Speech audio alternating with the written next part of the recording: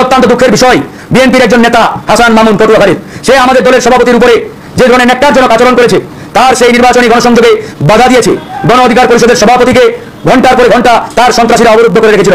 এরপরেও বিএনপির পক্ষ থেকে আমরা আজ পর্যন্ত সাংগঠনিক কোনো সিদ্ধান্ত আমরা জানতে পারি নাই, কিংবা কোনো অ্যাকশন পর্যন্ত নেওয়া হয় নাই, ন্যূনতম একটা শোকজ পর্যন্ত করা হয় নাই। তাহলে আমাদের দীর্ঘদিনের আন্দোলনের সঙ্গী, যাদের সাথে কাঁধে কাঁধ মিলিয়ে আমরা আন্দোলন করেছি, সংগ্রাম করেছি, তাদের তৃণমূলের নেতারা কিংবা তাদের কোনো ছোট গোছের কোনো নেতা এরকম একটা ফ্যাসিস্ট আচরণ করার পরেও তার বিরুদ্ধে যদি বিএনপি সাংগঠনিক সিদ্ধান্ত না নেয়, শোকজ না করে কিংবা অ্যাকশন না নেয়, তাহলে ভবিষ্যতে অন্যান্য যে দলের প্রার্থী যারা, তারা আসলে কতটুকু নিরাপদ, নির্ভয়ে, নির্বিঘ্নে আসলে ক্যাম্পেইন, গণসংযোগ, মিটিং মিছিল করতে পারবে, এটি কিন্তু বড় একটা প্রশ্নের বিষয়। একই সাথে আমি আরেকটি প্রশ্ন করতে চাই, ভিপি নুরুল হক নূরকে আরো 2-4টা নেতার মতো এক পাল্লায় মাপলে কিন্তু হবে না। ভিপি নুরুল হক নূর বাংলাদেশের বৃহৎ একটি রাজনৈতিক দলের প্রধান। এই মুহূর্তে গণ অধিকার পরিষদকে যদি আমরা ক্যাটাগরাইজ করি, বিএনপি জামাতের পরেই আমাদের গণ অধিকার পরিষদের অবস্থান। এই গণ অধিকার পরিষদ একমাত্র দল যার সাংগঠনিক ভিত্তি বাংলাদেশের তৃণমূল পর্যন্ত বিস্তৃত।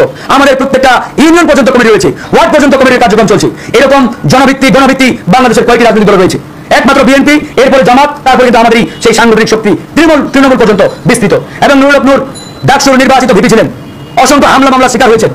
তার মতো একজন নেতা বলিষ্ঠ কণ্ঠস্বরের সাথে যে আচরণ করা হয়েছে, এরপরেও বিএনপির পক্ষ থেকে কোনো অ্যাকশন নেওয়া হয় নাই, এটা আমাদেরকে পীড়া দেয়, আমাদের নেতাকর্মীদের পীড়া দেয়। তারা প্রচন্ড রকম ক্ষুব্ধ। সেই জায়গা থেকে আমরা বলেছি আমাদের কারোর প্রতি মান অভিমান পুরোটাই নেই। আমাদের বক্তব্য একটাই, নির্বাচনের আগে অবশ্যই নির্বাচনী পরিবেশ শতভাগ নিশ্চিত করতে হবে। নির্বাচনী পরিবেশ শতভাগ নিশ্চিতকরণ ছাড়া ফ্রি অ্যান্ড ফেয়ার ইলেকশনের পূর্ব শর্ত হিসাবে অবাধ, সুষ্ঠু, নিরপেক্ষ নির্বাচনের সেই প্রিভিয়াস বা প্রি কন্ডিশন হিসাবে যে ধরনের এনভায়রনমেন্ট দরকার, সেই এনভায়রনমেন্ট নিশ্চিতকরণ ছাড়া আসলে কোনো নির্বাচনের দিকে আমরা এগিয়ে যেতে পারি না। তবে এখানে বলে রাখা দরকার, আমরা কিন্তু নির্বাচনের বিরুদ্ধে নই। অবশ্যই নির্বাচন হতে হবে। নির্বাচন গণতন্ত্রের অন্যতম শর্ত, অপরিহার্য শর্ত। নির্বাচন অবশ্যই হতে হবে। নির্বাচন না হলে একটি দেশ বিপদে যাওয়া, কিংবা দেশকে নিয়ে দেশি বিদেশি চক্রান্তকারীরা এই দেশকে বিপদে ফেলার যে নানান ষড়যন্ত্র ইতিমধ্যে তারা অব্যাহত রেখেছে, এগুলো আরো ডে বাই ডে শক্তিশালী হবে এবং তারা এগুলোকে আরো প্রলম্বিত করবে। এই জন্য আমরা বলছি নির্বাচন অবশ্যই দরকার, নির্বাচন হতে হবে। তবে নির্বাচনের আগে বিচার এবং সংস্কারের কথাগুলো বলছি, এবং নির্বাচনী পরিবেশের যে কথাগুলো বলছি, এগুলো অবশ্যই নিশ্চিত করতে হবে। উইদাউট রিফরমেশন, উইদাউট আপনার বিচার, নির্বাচনী পরিবেশ তৈরি করা, একটা যেন তেন ছলাকলা নির্বাচন দিয়ে দিলাম, এই নির্বাচন গণ অধিকার পরিষদ কখনো অ্যাকসেপ্ট করবে না।